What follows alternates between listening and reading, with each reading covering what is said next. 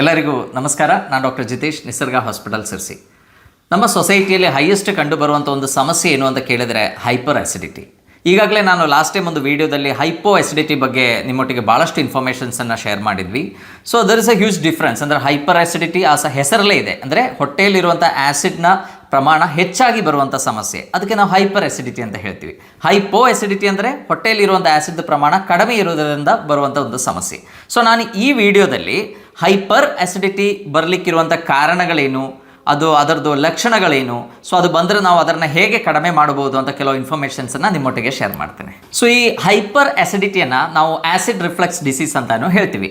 So ನಮಗೆಲ್ಲ ಗೊತ್ತು, ನಾವು ತಗೊಳ್ಳುವಂಥ ಆಹಾರ ನಮ್ಮ ಹೊಟ್ಟೆಗೆ ಹೋಗಿ ಅದು ಸರಿಯಾಗಿ ಡೈಜೆಸ್ಟ್ ಆದರೆ ಮಾತ್ರ ನಮಗೆ ಬೇಕಾಗಿರುವಂಥ ನ್ಯೂಟ್ರಿಯೆಂಟ್ಸು ಮತ್ತು ಎನರ್ಜಿ ಎಲ್ಲ ಸಿಗುತ್ತೆ. ಸೊ ಅದು ಸರಿಯಾಗಿ ಡೈಜೆಸ್ಟ್ ಆಗಬೇಕು ಅಂದರೆ ಆ ಫುಡ್ ಪಾರ್ಟಿಕಲ್ ಏನಿದೆ ಅದು ಬ್ರೇಕ್ ಡೌನ್ ಆಗಬೇಕು. ಅದಕ್ಕೆ ನಮ್ಮ ಹೊಟ್ಟೆಯಲ್ಲಿ ಆ ಹೈಡ್ರೋಕ್ಲೋರಿಕ್ ಆ್ಯಸಿಡ್ ಪ್ರೊಡ್ಯೂಸ್ ಆಗುತ್ತೆ. ನಮ್ಮ ಹೊಟ್ಟೆಯಲ್ಲಿರುವಂಥ ಒಂದು ಸೆಲ್ಸ್ ಇದೆ, ಅದಕ್ಕೆ ನಾವು ಪ್ಯಾರೈಟಲ್ ಸೆಲ್ಸ್ ಅಂತ ಹೇಳ್ತೀವಿ. ಸೊ ಈ ಪ್ಯಾರೈಟಲ್ ಸೆಲ್ಸ್ ಏನು ಮಾಡುತ್ತೆ ಅಂದರೆ ಹೈಡ್ರೋಕ್ಲೋರಿಕ್ ಆ್ಯಸಿಡನ್ನು ಪ್ರೊಡ್ಯೂಸ್ ಮಾಡುತ್ತೆ. ಅದು ನಮ್ಮ ಆಹಾರವನ್ನು ಬ್ರೇಕ್ ಡೌನ್ ಮಾಡಿ ಅದರದ್ದು ಡೈಜೆಷನ್ ಈಸಿ ಆಗಲಿಕ್ಕೆ ತುಂಬ ಹೆಲ್ಪ್ ಮಾಡುತ್ತೆ. ಸೊ ಯಾವಾಗ ನಮ್ಮ ಹೊಟ್ಟೆಯಲ್ಲಿ ಹೈಡ್ರೋಕ್ಲೋರಿಕ್ ಆ್ಯಸಿಡ್ನ ಪ್ರಮಾಣ ನಾರ್ಮಲ್ಗಿಂತ ತುಂಬ ಹೆಚ್ಚಿಗೆ ಆಗುತ್ತೋ ಅವಾಗ ಏನಾಗುತ್ತೆ, ನಮಗೆ ಅದರದ್ದು ಸಮಸ್ಯೆಗಳು ಸ್ಟಾರ್ಟ್ ಆಗುತ್ತೆ. ಅಲ್ಲಿ ಇರೋಷನ್ಸ್ ಆಗುವಂಥ ಸಾಧ್ಯತೆ ಇದೆ. ನಮ್ಮ ಸ್ಫಿಂಕ್ಟರ್ಸ್ ಏನಿದೆ ಅದರದ್ದು ಆ್ಯಕ್ಟಿವಿಟಿ ಸರಿಯಾಗಿ ಆಗದೆ ಇರುವಂಥ ಸಾಧ್ಯತೆ ಇದೆ. ಸೊ ಹಾಗಾಗಿ ನಮಗೆ ರಿಫ್ಲೆಕ್ಸ್ ಬರುವಂಥ ಸಾಧ್ಯತೆ ಇದೆ. ಸೊ ಭಾಳಷ್ಟು ಸಮಸ್ಯೆಗಳು ಕ್ರಿಯೇಟ್ ಆಗುತ್ತೆ. ಇದನ್ನು ನಾವೇನು ಹೇಳ್ತೀವಿ, ಆ್ಯಸಿಡಿಟಿ ಪ್ರಾಬ್ಲಮ್ ಅಂತ ಹೇಳ್ತೀವಿ. ತುಂಬ ಜನ ಗ್ಯಾಸ್ಟ್ರಿಕ್ ಅಂತ ಹೇಳ್ತಾರೆ. ಸೊ ಯೂಶಲಿ ಇದಕ್ಕೆ ಹೈಪರ್ ಆ್ಯಸಿಡಿಟಿ ಅಂತ ನಾವು ಹೇಳ್ತೀವಿ. ಸೊ ಈಗ ಹೈಪರ್ ಆ್ಯಸಿಡಿಟಿ ಪ್ರಾಬ್ಲಮ್ ಇದ್ದವರಲ್ಲಿ ಏನೇನು ಲಕ್ಷಣಗಳು ಕಂಡು ಬರುತ್ತೆ ಅಂತ ನೋಡೋಣ. ಸೊ ಈ ಲಕ್ಷಣಗಳು ನೋಡಿದ್ರೆ ನಮಗೆ ಗೊತ್ತಾಗುತ್ತೆ ಇದು ಮೇನ್ಲಿ ಹೊಟ್ಟೆಯಲ್ಲಿ ಆಸಿಡ್ ಸೆಕ್ರೇಷನ್ ಹೆಚ್ಚಾಗಿ ಬರುವಂಥ ಸಮಸ್ಯೆ ಅಂತ ಗೊತ್ತಾಗುತ್ತೆ. ಈವನ್ ಹೈಪೋ ಆ್ಯಸಿಡಿಟಿ ಬಗ್ಗೆನೂ ನಾನು ಲಾಸ್ಟ್ ಟೈಮ್ ವಿಡಿಯೋದಲ್ಲಿ ಹೇಳಿದ್ದೇನೆ. ಸೊ ಅದರಲ್ಲಿ ಬರುವಂಥ ಮೇನ್ ಲಕ್ಷಣ ಏನು ಅಂತ ಕೇಳಿದರೆ ಹೊಟ್ಟೆ ಉಬ್ಬರು ಬರೋದು ಅಥವಾ ಹೊಟ್ಟೆಯಲ್ಲಿ ತುಂಬ ಬ್ಲೋಟಿಂಗ್ ಆಗೋದು. ಸೊ ಈ ಥರ ಸಮಸ್ಯೆಗಳು ಕಾಣೋದು ಹೈಪೋ ಆ್ಯಸಿಡಿಟಿಯಲ್ಲಿ.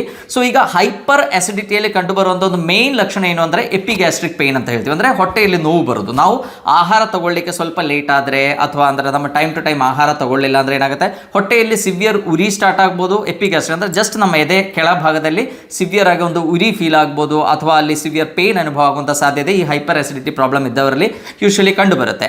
ಆ್ಯಂಡ್ ಅದರೊಟ್ಟಿಗೆ ಹೊಟ್ಟೆಯಲ್ಲಿ ಅಷ್ಟೇ ಅಲ್ಲ, ಎದೆ ಉರಿ ಬರುವಂಥ ಸಾಧ್ಯತೆ ಮತ್ತು ಗಂಟಲಲ್ಲಿ ಕೂಡ ಉರಿ ಬರುವಂಥ ಸಾಧ್ಯತೆ ಇದೆ. ಸೊ ಇದಕ್ಕೆ ಮೇನ್ ರೀಸನ್ ಏನು ಅಂತ ಕೇಳಿದರೆ ಹೊಟ್ಟೆಯಲ್ಲಿ ಆಲ್ರೆಡಿ ಆ್ಯಸಿಡ್ ಪ್ರೊಡಕ್ಷನ್ ಏನಿದೆ ಅದು ತುಂಬ ಹೆಚ್ಚಾಗಿರುತ್ತೆ. ಸೊ ಆ್ಯಸಿಡ್ ರಿಫ್ಲೆಕ್ಸ್ ಆಗೋದರಿಂದ ನಮ್ಮ ಎದೆಯಲ್ಲಿ ಉರಿ ಫೀಲ್ ಆಗೋದು, ಅಂದರೆ ಈಸೋಫೆಗಸ್ಗೆ ಅದು ಎಂಟರ್ ಆದಾಗ ಅಲ್ಲಿ ಉರಿ ಫೀಲ್ ಆಗ್ಬೋದು. ಅದೇ ಥರ ನಮ್ಮ ಗಂಟಲಲ್ಲಿ ಕೂಡ ಅದು ಇರಿಟೇಷನ್ ಕಾಸ್ ಮಾಡುವಂಥ ಸಾಧ್ಯತೆ ಇದೆ. ಸೊ ಈ ಹೈಪರ್ ಆ್ಯಸಿಡಿಟಿ ಪ್ರಾಬ್ಲಮಲ್ಲಿ ಮೇನ್ಲಿ ಕಂಡು ಬರೋದು ಈ ಉರಿ, ಈ ಫೀಚರ್ ಏನಿದೆ ಅಲ್ಲ, ಇರಿಟೇಷನ್ ಏನಿದೆ ಅದು ಹೆಚ್ಚಿಗೆ ಕಂಡು ಬರುತ್ತೆ than compare to hypo acidity. Hypo ಆ್ಯಸಿಡಿಟಿಯಲ್ಲಿ ಹೆಚ್ಚಿಗೆ ಬ್ಲೋಟಿಂಗ್ ಕಂಡು ಬಂದರೆ ಹೈಪರ್ ಆ್ಯಸಿಡಿಟಿಯಲ್ಲಿ ಪೇಯ್ನ್ ಮತ್ತು ಉರಿ ಹೆಚ್ಚಿಗೆ ಕಂಡು ಬರುತ್ತೆ. ಆ್ಯಂಡ್ ಸೆಕೆಂಡ್ ಮೇನ್ ಒಂದು ಸಿಂಪ್ಟಮ್ ಏನು ಅಂತ ಕೇಳಿದ್ರೆ ಯೂಶಲಿ ಇದರಲ್ಲಿ ಬಾಯಲ್ಲಿ ಒಂಥರ ಹುಳಿ ಟೇಸ್ಟ್ ಫೀಲ್ ಆಗುತ್ತೆ. ಬಾಯಲ್ಲಿ ಹುಳಿ ಆದಂಗೆ ಅನಿಸೋದು, ಬೆಳಿಗ್ಗೆ ಹೇಳುವಾಗಲೇ ಬಾಯಿ ಒಂಥರ ಕಹಿ ಟೇಸ್ಟ್ ಇರುವಂಥ ಸಾಧ್ಯತೆ. ಸೊ ಈ ಥರ ಸಿಂಪ್ಟಮ್ಸ್ ಎಲ್ಲ ನಮಗೆ ಹೈಪರ್ ಆ್ಯಸಿಡಿಟಿಯಲ್ಲಿ ಹೆಚ್ಚಿಗೆ ಕಂಡು ಬರುತ್ತೆ. ಇನ್ನು ಕೆಲವರು ಹೇಳ್ತಾರೆ ನನಗೆ ನುಂಗ್ಲಿಕ್ಕೆ ಏನೋ ತುಂಬ ಕಷ್ಟ ಆಗ್ತಾ ಇದೆ, ಅಂದರೆ ಏನೋ ಒಂದು ಗಂಟಲಲ್ಲಿ ಹಿಡ್ಕೊಂಡಂಗೆ ಅನಿಸುತ್ತೆ. ಸೊ ಅದು ಕೂಡ ಈ ಹೈಪರ್ ಆ್ಯಸಿಡಿಟಿಯಲ್ಲಿ ಹೆಚ್ಚಿಗೆ ಕಂಡು ಬರುತ್ತೆ. ಅದರೊಟ್ಟಿಗೆ ನುಂಗುವಾಗ ಏನೋ ಒಂದು ಫಾರಿನ್ ಬಾಡಿ ಫೀಲಿಂಗ್ ಅಂತ ಹೇಳ್ತೀವಿ, ಗಂಟಲಲ್ಲಿ ಏನೋ ಇದೆ. ಅದು ಯಾಕೆ ಫೀಲ್ ಆಗುತ್ತೆ, ಬಿಕಾಸ್ ಆಫ್ ರಿಪೀಟೆಡ್ಲಿ ನಮ್ಮ ಈ ಗ್ಯಾಸ್ಟ್ರಿಕ್ ರಿಫ್ಲೆಕ್ಸ್ ಆಗಿ ಅಲ್ಲಿ ಏನೋ ಒಂದು ಇರಿಟೇಷನ್ ಕ್ರಿಯೇಟ್ ಆಗುತ್ತೆ, ಅಲ್ಲಿ ಏನೋ ಒಂದು ಇರೋಷನ್ ಆಗಿರುತ್ತೆ. ಸೊ ಅದರಿಂದ ಈ ಥರ ಸಿಂಪ್ಟಮ್ಸ್ ಫೀಲ್ ಆಗುವಂಥ ಸಾಧ್ಯತೆ ಇದೆ. ಸೊ ಹೈಪರ್ ಆ್ಯಸಿಡಿಟಿ ಇದ್ದವರು ಹೇಳುವಂಥ ಒಂದು ಮೇನ್ ರೀಸನ್, ಈಗ ನಮ್ಮಲ್ಲಿ ಬರುವಂಥ ಎಷ್ಟೋ ಪೇಷಂಟ್ಸ್ ಹೇಳ್ತಾರೆ ನಮ್ಮ ಹತ್ರ, ಸರ್ ನನಗೆ ಹುಳಿ ತೇಗು ಬರುತ್ತೆ. ಸೊ ಈ ಹುಳಿ ತೇಗು ಬರುವಂಥ ಕಂಡೀಷನ್ ಏನು ಅಂತ ಕೇಳಿದ್ರೆ ಅದು ಹೈಪರ್ ಆ್ಯಸಿಡಿಟಿಯಲ್ಲಿ ಅಷ್ಟೇ ಮೇನ್ಲಿ ಕಂಡು ಬರುತ್ತೆ. ಸೊ ಆ ಆ್ಯಸಿಡ್ ಏನಿದೆ ಆ್ಯಸಿಡ್ ರಿಫ್ಲೆಕ್ಸ್, ಅದು ನಾವೇನೋ GERD ಅಂತ ಹೇಳ್ತೀವಿ, ಗ್ಯಾಸ್ಟ್ರೋ ಈಸೋಫೇಜಿಯಲ್ ರಿಫ್ಲೆಕ್ಸ್ ಡಿಸೀಸ್ ಅಂತ ಹೇಳ್ತೀವಿ. ಸೊ ಅದರಲ್ಲಿ ಏನಾಗುತ್ತೆ, ನಾವು ಊಟ ತಗೊಂಡಾದ್ಮೇಲೆ ಒಂದು ಸ್ವಲ್ಪ ಹೊತ್ತಲ್ಲಿ ಏನಾಗುತ್ತೆ ತುಂಬ ಹುಳಿ ತೇಗು ಬರಲಿಕ್ಕೆ ಸ್ಟಾರ್ಟ್ ಆಗುತ್ತೆ. ನಮಗೆ ಹೊಟ್ಟೆ ತಿಂದಿರುವ content along with the acid regurgitate ಆಗುತ್ತೆ. ಸೊ ಹಾಗಾಗಿ ತುಂಬ ಇರಿಟೇಷನ್ ಆಗುವಂಥ ಸಾಧ್ಯತೆ ಇದೆ. ಆ್ಯಂಡ್ ಇವನ್ ಕೆಲವು ಪೇಷಂಟ್ಸಲ್ಲಿ ನಾವು ನೋಡಿದರೆ ಸಿವಿಯರ್ ಕಫ್, ಕೆಮ್ಮು ಕಡಿಮೆನೇ ಆಗಲ್ಲ, ಏನೇ ಟ್ರೀಟ್ಮೆಂಟ್ ತೊಗೊಂಡ್ರು ಕೂಡ ಕೆಮ್ಮು ಕಡಿಮೆ ಆಗಲ್ಲ. ಅದಕ್ಕೂ ಇರುವಂಥ ಮುಖ್ಯ ಕಾರಣ ಏನು ಅಂತ ಕೇಳಿದ್ರೆ ಒಂದು ಆ್ಯಸಿಡಿಟಿ ಪ್ರಾಬ್ಲಮ್ ಇರ್ಬೋದು. ಯಾಕೆಂದರೆ ಕಂಟಿನ್ಯೂಸ್ ಆಗಿ ಆ ಗಂಟಲಲ್ಲಿ ಇರಿಟೇಷನ್ ಆಗಿ ಒಂದು allergic type of cough develop ಆಗುವಂಥ ಸಾಧ್ಯತೆ ಇದೆ. ಇನ್ನೂ ಕೆಲವು ಸಿಂಪ್ಟಮ್ಸ್ ಇದೆ, ಅದು ಹೊಟ್ಟೆಗೂ ಏನೋ ರಿಲೇಷನ್ ಇದೆ ಅಂತಲೇ ನಮಗೆ ಗೊತ್ತಾಗಲ್ಲ. ಅಂದರೆ ಕೆಲವರು ಹೇಳ್ತಾರೆ, ಸರ್ ನನಗೆ ಸಿವಿಯರ್ ಶೋಲ್ಡರ್ ಪೇಯ್ನ್ ಬರ್ತಾ ಇದೆ, ಅದು ಇಲ್ಲಿ ಹಿಡಿದ್ರೆ ಒಂದು ದಿವಸ ಇಲ್ಲಿ ಪೇಯ್ನ್ ಬರುತ್ತೆ, ಕೆಲವು ದಿವಸ ಇಲ್ಲಿ ಪೇಯ್ನ್ ಬರುತ್ತೆ, ಕೆಲವು ದಿವಸ ಅಪ್ಪರ್ ಬ್ಯಾಕಲ್ಲಿ ಪೇಯ್ನ್ ಬರುತ್ತೆ. ಸೊ ಈ ಥರ ಸಿಂಪ್ಟಮ್ಸ್ ಕೂಡ ಏನು ಅಂದರೆ ಈ ಹೈಪರ್ ಆ್ಯಸಿಡಿಟಿಯಲ್ಲಿ ಕಂಡು ಬರುವಂಥ ಸಾಧ್ಯತೆ ಇದೆ. ಕೆಲವರಿಗೆ ಎದೆ ನೋವು, ಅಂದರೆ ಸಿವಿಯರ್ ಚೆಸ್ಟ್ ಪೈನ್ ಬಂದ ಕೂಡ ನಾವು ಏನು ಅನ್ಕೊಳ್ತೀವಿ, ನಮಗೆ ಹಾರ್ಟ್ ಅಟ್ಯಾಕ್ ಆಗಿದೆ ಅಂತ ಅಂದ್ಕೊಂಡು ನಾವು ಡಾಕ್ಟರ್ ಹತ್ರ ಹೋಗಿ ಅದರದ್ದು ECG ಎಲ್ಲ ಮಾಡಿ ನೋಡ್ತೀವಿ, ಎಲ್ಲದು ನಾರ್ಮಲ್ ಅಂತ ಗೊತ್ತಾಗುತ್ತೆ. ಸೊ ಅದಕ್ಕೂ ಕೂಡ ಒಂದು ಮೇನ್ ರೀಸನ್ ಈ ಹೈಪರ್ ಆ್ಯಸಿಡಿಟಿ ಇರ್ಬೋದು. ಹೈಪರ್ ಆ್ಯಸಿಡಿಟಿ ಪ್ರಾಬ್ಲಮ್ ಏನಿದೆ, ಇಟ್ ಕ್ಯಾನ್ ಮಿಮಿಕ್ ಎನಿಥಿಂಗ್. ಕೆಲವರಿಗೆ ಹಾರ್ಟ್ ಅಟ್ಯಾಕ್ ಬಂದಿದೆ ಅಂತೇಳಿ ಅಷ್ಟೊಂದು ಎಮರ್ಜೆನ್ಸಿ ಅಂತಾನೆ ಅನ್ಕೊಳ್ತೀವಿ ನಾವು, ಬಟ್ ಬೇರೆ ಏನೂ ಪ್ರಾಬ್ಲಮ್ ಇರಲ್ಲ. That could be acidity problem. And ಈ ಅಸಿಡಿಟಿ ಬಂದಾಗಿರುವಂಥ ಮತ್ತೊಂದು ಸಮಸ್ಯೆ ಏನು ಅಂತ ಕೇಳಿದ್ರೆ, ಪೇಷಂಟಲ್ಲಿ ತುಂಬ ಉದ್ವೇಗ ಕ್ರಿಯೇಟ್ ಆಗುತ್ತೆ, ತುಂಬ ಆಂಗ್ಸೈಟಿ ಕ್ರಿಯೇಟ್ ಆಗುತ್ತೆ. ಕೆಲವರು ಹೇಳ್ತಾರೆ, ನನಗೆ ಬ್ಯಾಲೆನ್ಸ್ ಸರಿಯಾಗಿ ಸಿಗ್ತಾ ಇಲ್ಲ, ನನಗೆ ತಲೆ ಚಕ್ರ ಬಂದಂಗೆ ಅನಿಸ್ತಾ ಇದೆ, ನನಗೆ ಗಾಬರಿ ಆಗುತ್ತೆ, ತುಂಬ ಬೆವರು ಬರುತ್ತೆ.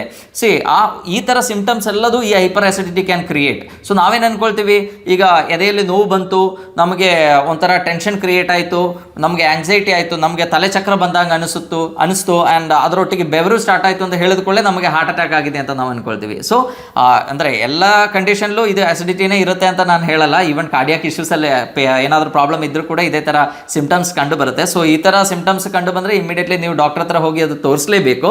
ಬಟ್ ಒಂದು ಆಸಿಡಿಟಿ ಪ್ರಾಬ್ಲಮಲ್ಲಿ ಕೂಡ ಈ ಥರ ಸಿಂಪ್ಟಮ್ಸ್ ಎಲ್ಲ ಡೆವಲಪ್ ಆಗ್ಬೋದು. ಸೊ ಭಾಳಷ್ಟಿದೆ, ನಾನು ಹೇಳ್ದಂಗೆ ಪ್ರತಿ ಪೇಷಂಟಲ್ಲೂ ಡಿಫರ್ ಆಗಿರುತ್ತೆ, ಈ ಸಿಂಪ್ಟಮ್ಸ್ ಡಿಫರ್ ಆಗಿರುತ್ತೆ.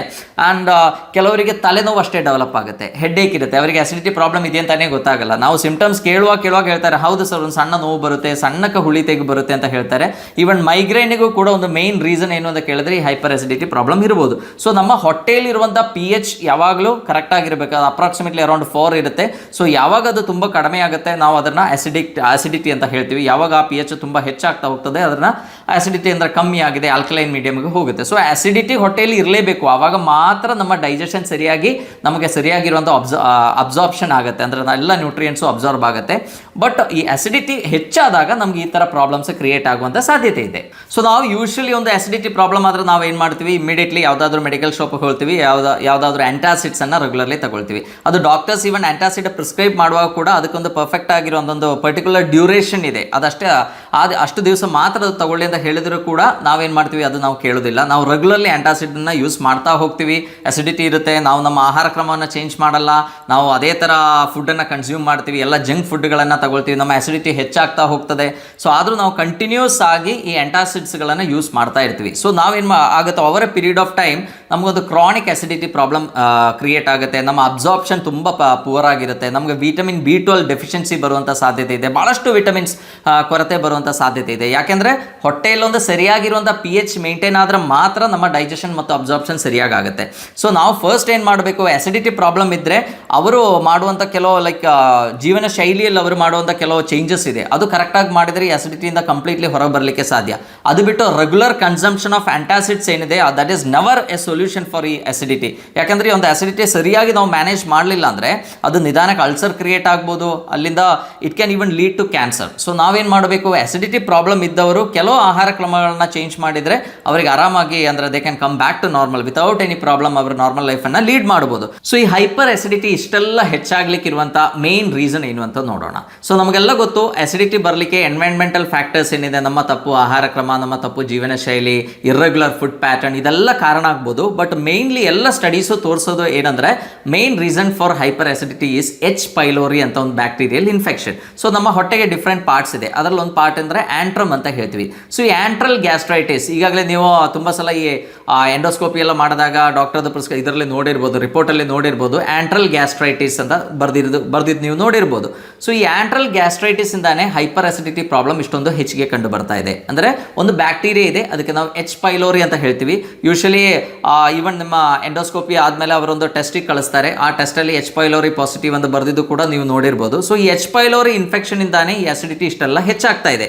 ಸೊ ಆಂಟ್ರಮ್ ಏರಿಯಾದಲ್ಲಿ ಯಾವಾಗ H. ಪೈಲೋರಿ ಇನ್ಫೆಕ್ಷನ್ ಆಗುತ್ತೋ ಅಲ್ಲಿಂದ ಪ್ರೊಡ್ಯೂಸ್ ಆಗುವಂಥ ಒಂದು ಹಾರ್ಮೋನ್ ಇದೆ, ಅದಕ್ಕೆ ನಾವು ಗ್ಯಾಸ್ಟ್ರಿನ್ ಅಂತ ಹೇಳ್ತೀವಿ. ಸೊ ಈ ಗ್ಯಾಸ್ಟ್ರಿನ್ ಪ್ರೊಡಕ್ಷನ್ ಹೆಚ್ಚಾಗಿ ಈ ಗ್ಯಾಸ್ಟ್ರಿನ್ ಏನು ಮಾಡುತ್ತೆ, ಹೈಡ್ರೋಕ್ಲೋರಿಕ್ ಆಸಿಡ್ ಪ್ರೊಡಕ್ಷನ್ನ ಹೆಚ್ಚು ಮಾಡುತ್ತೆ, ಪ್ಯಾರೈಟಲ್ ಸೆಲ್ಸಿಂದ ಹೈಡ್ರೋಕ್ಲೋರಿಕ್ ಆಸಿಡ್ ಪ್ರೊಡಕ್ಷನ್ನ ಹೆಚ್ಚು ಮಾಡುತ್ತೆ. ಸೊ ಹಾಗಾಗಿ ಹೊಟ್ಟೆಯಲ್ಲಿ ಹೆಚ್ಚಿಗೆ HCl ಇದ್ದಾಗ ಅದನ್ನು ನಾವೇನು ಹೇಳ್ತೀವಿ, ಆಸಿಡಿಟಿ ಅಂತ ಹೇಳ್ತೀವಿ. ಸೊ ಇದರ ಒಟ್ಟಿಗೆ ಈ H. ಪೈಲೋರಿ ಮತ್ತೇನು ಮಾಡುತ್ತೆ ಅಂದರೆ ಅದು ರಿಲೀಸ್ ಮಾಡುವಂಥ ಕೆಲವು ಸೈಟೋಕೈನ್ಸ್ ಇದೆ, ಇಂಟರ್ಲೂಕಿನ್ 8 ಅಂತೆಲ್ಲ ಹೇಳ್ತೀವಿ. ಸೊ ಅದೇನು ಮಾಡುತ್ತೆ, ಅಲ್ಸರ್ ಬರಲಿಕ್ಕೆ ಇರುವಂಥ ಪಾಸಿಬಿಲಿಟಿಯನ್ನು ತುಂಬ ಹೆಚ್ಚು ಮಾಡುತ್ತೆ. ನಮ್ಮ ಗ್ಯಾಸ್ಟ್ರಿಕ್ ಮ್ಯೂಕೋಸ ಏನಿದೆ ಅಲ್ಲಿ ಅಲ್ಸರ್ಸನ್ನು ಕ್ರಿಯೇಟ್ ಮಾಡುವಂಥ ಒಂದು ಟೆಂಡೆನ್ಸಿ ಕೂಡ ಈ H. ಪೈಲೋರಿ ಇನ್ಫೆಕ್ಷನ್ ಇದ್ದರೆ ಆಗುವಂಥ ಸಾಧ್ಯತೆ. ಸೊ ಹಾಗಾಗಿ ನೀವು ನೋಡಿ ನಿಮ್ಮ ರಿಪೋರ್ಟಲ್ಲಿ ಬರ್ದಿರುತ್ತದೆ ಇರೋಷನ್ ಅಂತ ಬರ್ದಿರುತ್ತೆ, ಅಥವಾ H. ಪೈಲೋರಿ ಇನ್ಫೆಕ್ಷನ್ ಅಂತ ಬರ್ದಿರುತ್ತೆ. ಸೊ ಈ ಥರ ಸಿಂಪ್ಟಮ್ಸ್ ಬರಲಿಕ್ಕೆ ಹೆಚ್ಚಿಗೆ ಆಸಿಡಿಟಿ ಪ್ರೊಡ್ಯೂಸ್ ಆಗಲಿಕ್ಕೆ ಇರುವಂಥ one of the main reason is H. Pylori infection. So ಈ H. ಪೈಲೋರಿ ತುಂಬ ಹೆಚ್ಚಿಗೆ ಪ್ರಮಾಣದಲ್ಲಿ ಕಂಡು ಬಂದರೆ that can be a pre cancerous stage also. So ಈ ಹೈಪರ್ ಆಸಿಡಿಟಿ ಪ್ರಾಬ್ಲಮ್ ಇದ್ದವರು ಏನು ಮಾಡಬೇಕು?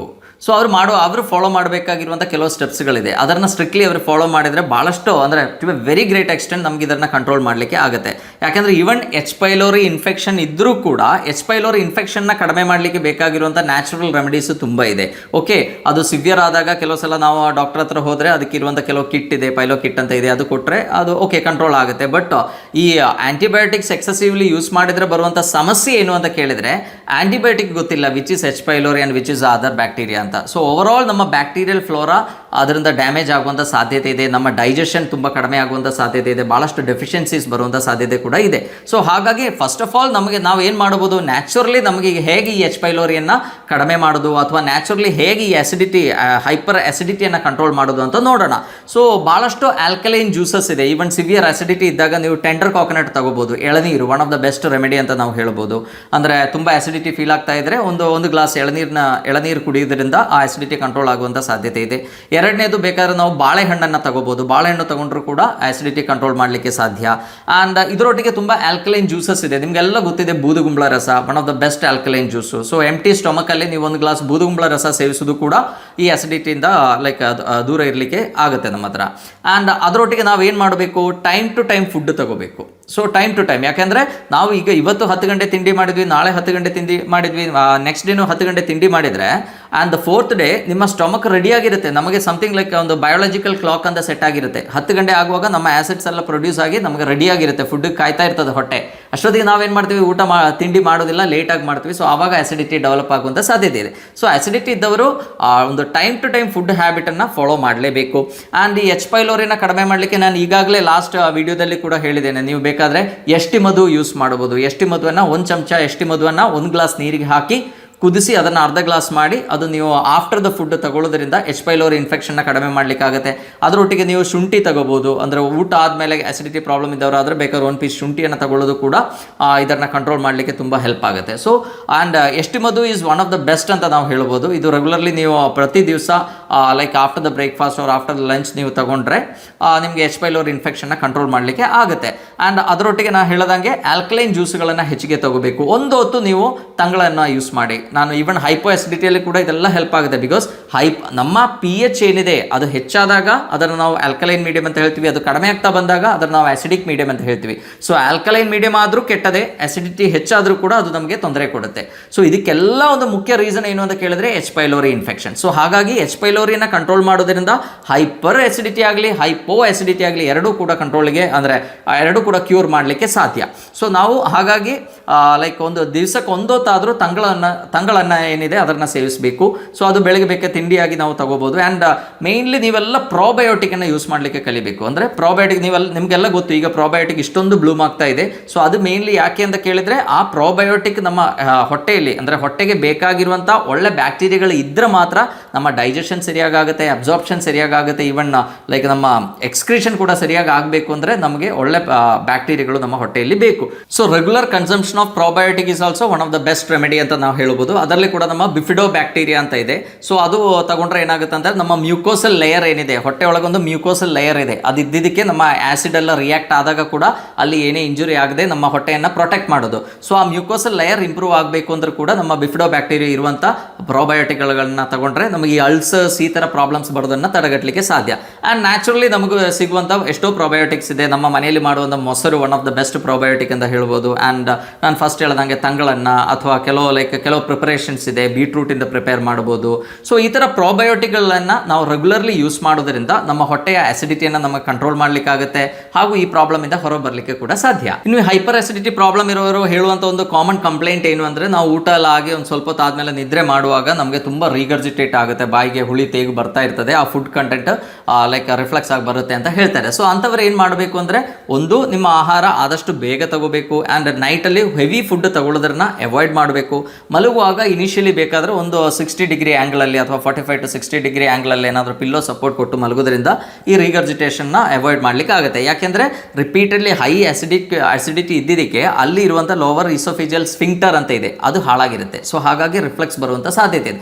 ಬಟ್ ಈ ಪ್ರಾಬ್ಲಮ್ ಕೂಡ ನಮಗೆ ಕಂಟ್ರೋಲ್ ಮಾಡಲಿಕ್ಕೆ ಆಗುತ್ತೆ over A period of time. ನಾವು ಕರೆಕ್ಟ್ ಆಗಿರುವಂಥ ಆಹಾರ ಕ್ರಮ, ಅದಕ್ಕೆ ಕರೆಕ್ಟ್ ಆಗಿರುವಂಥ ಮೆಡಿಕೇಶನ್ ತಗೊಂಡ್ರೆ ಈ ಅಸಿಡಿಟಿಯನ್ನು ಕಂಟ್ರೋಲ್ ಮಾಡಿದಾಗ ಈ ಥರ ಪ್ರಾಬ್ಲಮ್ಸ್ ಇಂದೆಲ್ಲ ನಮಗೆ ಹೊರ ಬರಲಿಕ್ಕೆ ಸಾಧ್ಯ. ಸೊ ರೆಗ್ಯುಲರ್ಲಿ ನಾನು ಫಸ್ಟ್ ಹೇಳ್ದಂಗೆ ಟೈಮ್ ಟು ಟೈಮ್ ಟೈಮ್ ಆಹಾರ ತಗೋಬೇಕು, ಎಲ್ಲ ಜಂಕ್ ಫುಡ್ಗಳನ್ನು ಅವಾಯ್ಡ್ ಮಾಡಬೇಕು, ಆದಷ್ಟು ಶುಗರ್ ಕಮ್ಮಿ ಇರುವಂಥ ಆಹಾರಗಳು ತಗೊಳ್ಬೇಕು. ಯಾಕಂದರೆ ಹೈ ಶುಗರ್ ಇರುವ ಆಹಾರಗಳೇ ಇದಕ್ಕೆಲ್ಲ ಟ್ರಿಗರಿಂಗ್ ಫ್ಯಾಕ್ಟರ್.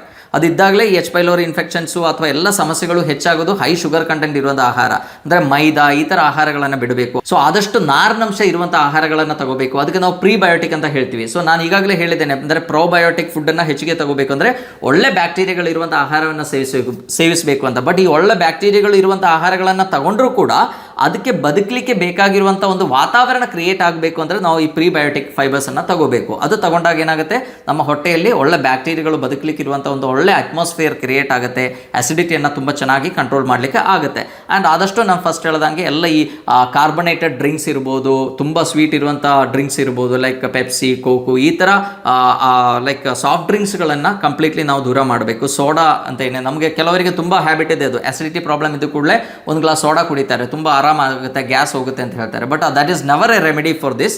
ಅದು ತಗೊಳ್ಳೋದ್ರಿಂದ ಮುಂದೆ ನಿಮಗೆ ಅಸಿಡಿಟಿ ಪ್ರಾಬ್ಲಮ್ ಹೆಚ್ಚಾಗುತ್ತೆ ಬಿಟ್ಟರೆ ಅದರಿಂದ ಯಾವತ್ತೂ ದೂರ ಇರಲಿಕ್ಕೆ ಸಾಧ್ಯ ಅಲ್ಲ.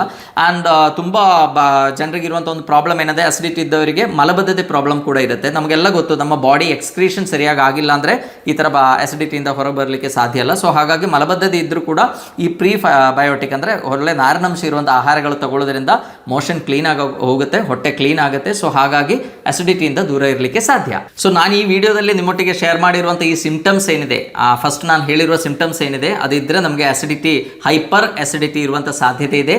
ಸೊ ಹೈಪರ್ ಅಸಿಡಿಟಿಗೆ ನಿಮಗೆಲ್ಲ ಈಗ ಗೊತ್ತಾಗಿರಬೇಕು, main reason is H pylori infection. But H pylori ಏನಿದೆ ಎಲ್ಲರ ಹೊಟ್ಟೆಯಲ್ಲೂ ಇರುತ್ತೆ, ಅದರ ಪ್ರಮಾಣ ಹೆಚ್ಚಾದಾಗ ಈ ಸಮಸ್ಯೆಗಳು ಬರುತ್ತೆ. ಮೇನ್ಲಿ ಆ್ಯಂಟ್ರಲ್ ಗ್ಯಾಸ್ಟ್ರೈಟಿಸ್ ಆದಾಗ ಈ ಥರ ಪ್ರಾಬ್ಲಮ್ಸ್ ಬರುತ್ತೆ. ಸೊ ನಾವು ಅದನ್ನು ಕಂಟ್ರೋಲ್ ಮಾಡಬೇಕು ಅಂತ ಇದ್ದರೆ ನಾವು ರೆಗ್ಯುಲರ್ ಕನ್ಸಂಪ್ಷನ್ ಆಫ್ ಆ್ಯಂಟಾಸಿಡ್ಸ್, ಅಂದರೆ ತುಂಬ ದಿವಸ ಅಂಗಡಿಗೆ ಹೋಗಿ ಯಾವುದಾದ್ರೂ ಆ್ಯಂಟಾಸಿಡ್, ರ್ಯಾಂಟ್ಯಾಕ್, ಪ್ಯಾಂಟಪ್ರಜೋಲ್ ಅಥವಾ ಈ ಥರ ಆ್ಯಂಟಾಸಿಡ್ಗಳನ್ನು ತಗೊಂಡು ನಿಮಗೆ ಯಾವತ್ತೂ ಕೂಡ ಅಸಿಡಿಟಿಯಿಂದ ಹೊರಬರಲಿಕ್ಕೆ ಆಗಲ್ಲ. ಸೊ ಹಾಗಾಗಿ ಫಸ್ಟ್ ನಾವು ಏನು ಮಾಡಬೇಕು, ಒಳ್ಳೆ ಆಹಾರ ಕ್ರಮ ನಾನು ಹೇಳಿದಂಗೆ ಫಾಲೋ ಮಾಡಬೇಕು, ಟೈಮ್ ಟು ಟೈಮ್ ಫುಡ್ ತಗೋಬೇಕು, ಆ್ಯಂಡ್ ಜಂಕ್ ಫುಡ್ಡು ಮತ್ತು ಎಲ್ಲ ಪ್ರಾಸೆಸ್ಡ್ ಫುಡ್ಗಳಿಂದ ದೂರ ಇರಬೇಕು. ಸೊ ನೀವೆಲ್ಲ ಈ ಟಿಪ್ಸ್ಗಳನ್ನು ಫಾಲೋ ಮಾಡಿ ಅಂತ ಹೇಳ್ತಾ ಎಲ್ಲರಿಗೂ ಧನ್ಯವಾದ.